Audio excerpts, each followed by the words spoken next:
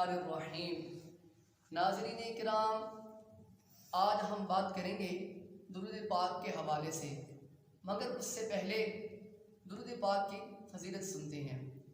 فضائل درود السلام میں ہیں، نبی کریم صلی اللہ تعالی علیہ وآلہ وسلم نے ارشاد فرمایا، من صلی علی مرۃ فتح اللہ لہ بابا من العافیہ، کہ جس شخص نے مجھ پر ایک مرتبہ درود پاک پڑھا، اللہ عز و جل اس شخص کے لیے عافیت یعنی بھلائی کا ایک دروازہ کھول دیتا ہے۔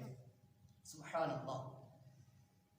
دعا ہے کہ اللہ تعالی ہم سب کو نبی کریم صلی اللہ تعالی علیہ وآلہ وسلم کی ذات اقدس پر کثرت کے ساتھ درود پاک پڑھنے کی توفیق عطا فرمائے، آمین۔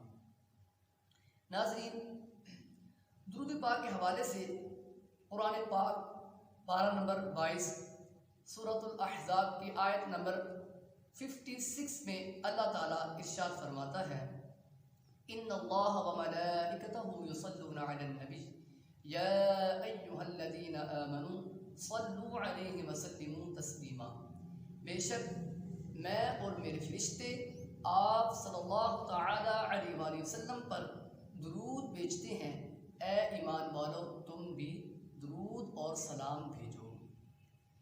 ناظرین، یہاں پر مفسرین کرام رحمہم اللہ السلام اس آیت مبارکہ کی تفسیر میں لکھتے ہیں کہ یہاں پر اللہ تعالیٰ اہل ایمان سے مخاطب ہے، یعنی اللہ کہہ رہا ہے کہ اے ایمان والو تم حضرت محمد صلی اللہ علیہ وآلہ وسلم پر درود اور سلام بھیجو۔ تو ہمیں بھی چاہیے کہ نبی پاک صلی اللہ علیہ وآلہ وسلم کی ذات اقدس پر کثرت کے ساتھ درود پاک پڑھا جائے۔ دعا ہے کہ اللہ تعالی ہم سب کو نبی پاک صلی اللہ علیہ وآلہ وسلم کے نقش قدم پر چلنے کی توفیق عطا فرمائے، آمین۔ السلام علیکم ورحمۃ اللہ وبرکاتہ۔